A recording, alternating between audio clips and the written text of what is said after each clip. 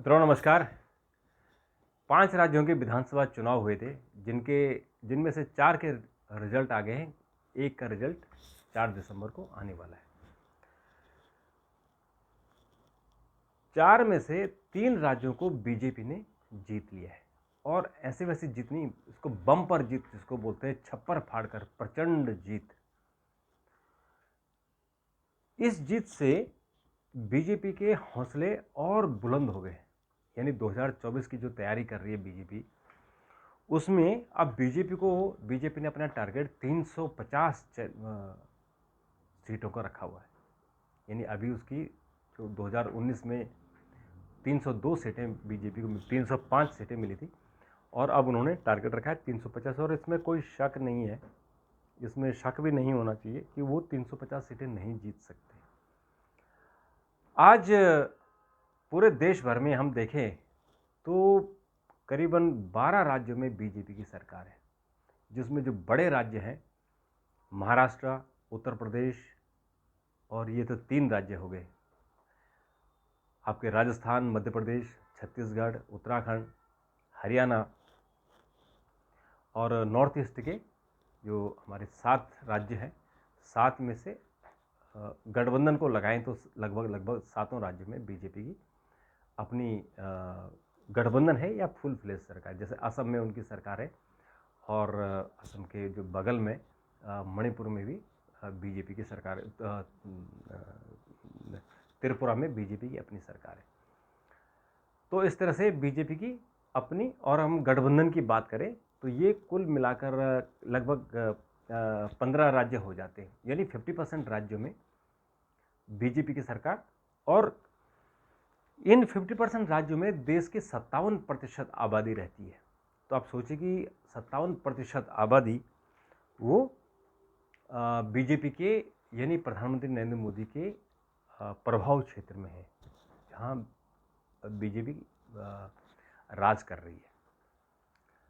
अब आज के जो परिणाम है उनका हम थोड़ा सा विश्लेषण करें कि राजस्थान में जहाँ अशोक गहलोत की सरकार थी और अशोक गहलोत ने पूरी ताकत झोंक दी थी कि वो दोबारा से सत्ता में आए, और उन्होंने दुनिया भर का पैसा, पानी की तरह पैसा बहाया, एडवर्टीजमेंट दिया, तमाम स्कीमों की घोषणा की, लेकिन उसके बावजूद कांग्रेस मध्य प्रदेश, राजस्थान में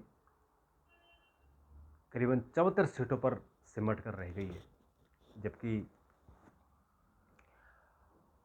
बीजेपी को 115 सीटें मिली हैं। और बीजेपी का पिछले साल से इस साल का जो मुकाबला है वो, पिछले साल उसको 38% वोट मिले थे, इस बार 41.9, यानी करीबन आप सोचिए कि करीबन 3% बीजेपी का वोट बैंक बढ़ा है। और अब वहाँ मुख्यमंत्री कौन बनेगा ये तो मेरे ख्याल से कल तक स्थिति स्पष्ट हो जाएगी, लेकिन ऐसा लगता है कि शायद वसुंधरा राजे ही मुख्यमंत्री बनेगी, क्योंकि उनको ऐसा कोई इंडिकेशन दिल्ली से शायद गया होगा कि वो बहुत सक्रिय है। मध्य प्रदेश की बात करें तो जो स्थिति मध्य प्रदेश में थी कि ऐसा लग रहा था कि बीजेपी हार जाएगी और कांग्रेस का टेम्पो हाई हो गया था, लेकिन उस हारी हुई बाजी को कैसे बीजेपी ने पलटा। प्रधानमंत्री नरेंद्र मोदी ने खुद वहाँ मेहनत की, शिवराज सिंह चौहान ने जमकर मेहनत की, शिवराज सिंह चौहान ने नई नई स्कीमों की घोषणा की, लाडली बहन योजना, लाडली कन्या योजना, लाडली लक्ष्मी योजना, और जो महिलाओं को फोकस करते हुए उन्होंने जो स्कीमें निकाली, उसकी बदौलत बीजेपी को वहाँ भारी बहुमत मिल गया। लैंडस्लाइड विक्टिंग जिसको बोलते हैं, अभूतपूर्व जीत शिवराज सिंह चौहान की हुई है। वो मुख्यमंत्री बनेंगे या नहीं बनेंगे ये देखने वाली बात है, लेकिन शिवराज सिंह चौहान ने ये बता दिया कि चुनाव कैसे जीते हैं। और जो मध्य प्रदेश, अब बीजेपी का ऐसा लगता है कि ऐसा वो गढ़ बन गया है कि जो, जैसे कि राजस्थान, गुजरात में है, गुजरात में लगातार लगभग आप समझिए कि 25 साल होने वाले हैं गुजरात में बीजेपी की सरकार को।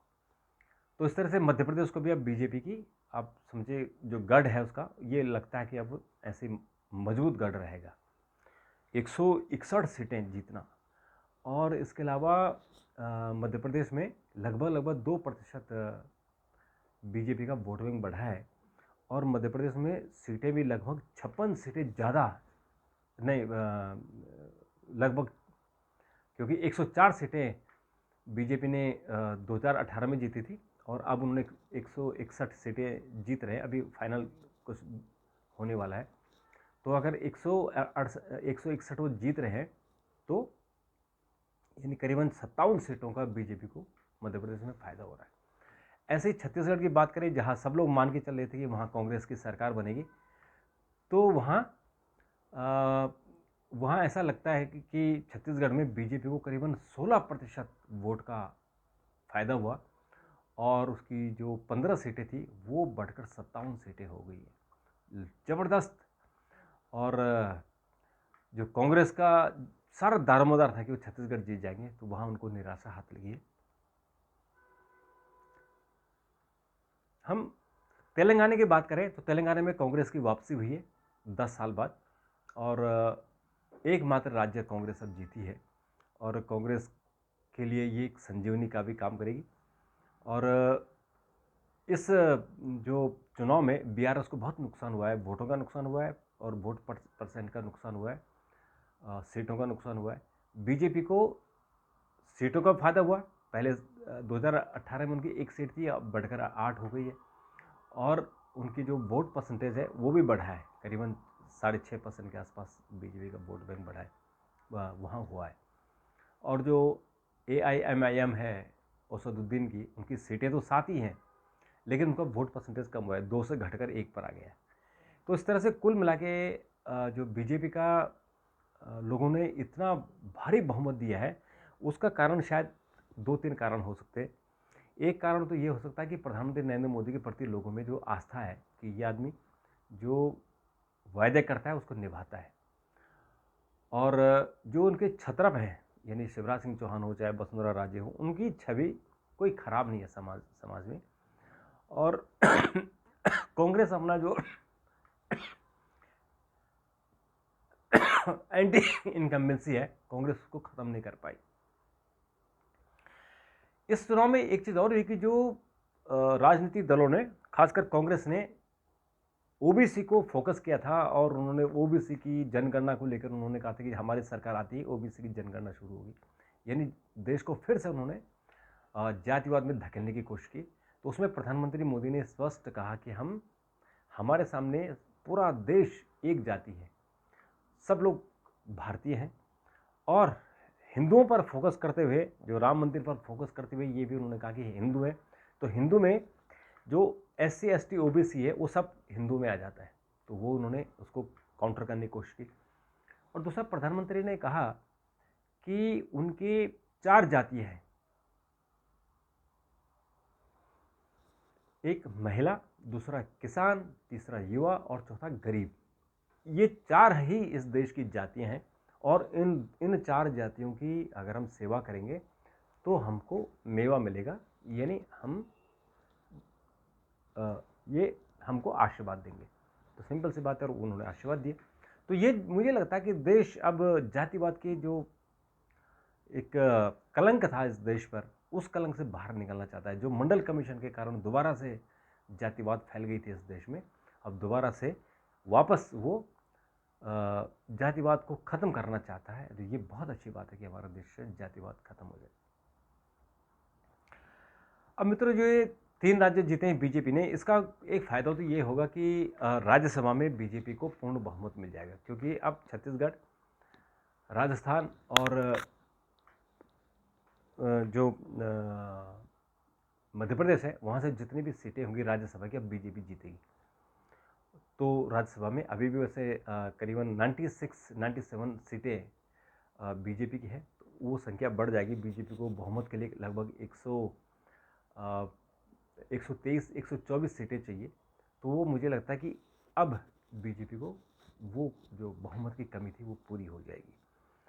और कांग्रेस के लिए सबक है कि आपको जो गलतियां कर रहे हो उस गलतियों को सुधारो, नहीं तो इसी तरह से आप नेगलेक्ट होते चले जाओगे और आपके हाथ से जगह जगह हर राज्य छूटते चले जाएंगे। तो इस तरह से इन राज्यों का अपना महत्व है और इन राज्यों का प्रधानमंत्री नरेंद्र मोदी के प्रति जो आस्था है वो है। और बीजेपी के प्रति जो आस्था है पब्लिक की वो है। और 2024 का अगर हम इसका आकलन करें, करीबन 27% आबादी अगर आज भी बीजेपी के अंडर में है, तो आप सोचिए कि हमारी जो 50% 57% अगर हम सीटें देखें, 545 की सीटें, तो 57 का मतलब हो गया कि लगभग 280-82 सीटें होती है, तो वो बीजेपी के पास आज भी है, यानी पूर्ण बहुमत में, यानी 2024 में तो उनको पूर्ण बहुमत मिलना ही है। तो 2024 में नरेंद्र मोदी की दोबारा वापसी हो रही है, इसमें कोई शक संदेह नहीं है। तो अगर आपके विचार हो, जैसे मैंने पिछली बार एक वीडियो बनाया था और कहा था कि तीनों राज्यों में बीजेपी आ रही है, तेलंगाना में बीजेपी को बहुमत मिलेगा और वहाँ कांग्रेस और बीआरएस की टक्कर है, ये मैंने बताया था। और कहा था कि छत्तीसगढ़, राजस्थान और मध्य प्रदेश में बीजेपी आ रही, तो बहुत सारे लोगों ने कहा था कि गोदी मीडिया टाइप। लेकिन जो लेफ्टिस्ट और जो कांग्रेस को जिता रहे थे, उनका क्या, उनको कौन सा मीडिया आप कहोगे? वो तो लगातार झूठ बोल रहे थे पिछले 2 महीने से कि कांग्रेस जीत रही है, छत्तीसगढ़ में जीत रही है, मध्य प्रदेश जीत रही है, राजस्थान जीत रही है। अब उनका क्या है, उनको कौन सा मीडिया आप कहोगे? इस पर भी ज़रूर विचार करना, उनको कोई नाम ज़रूर देना, क्योंकि वो लगातार बीजेपी का फेवर करना यानी सच्चाई बोलना, वो गोदी मीडिया हो गया। और जो झूठ फैला रहे हैं, उनको कौन सा मीडिया कहोगे? इस पर भी ज़रूर विचार करना। तो मित्रों, अभी के लिए इतना, फिर मुलाकात होगी, तब तक के लिए नमस्कार, थैंक यू, धन्यवाद।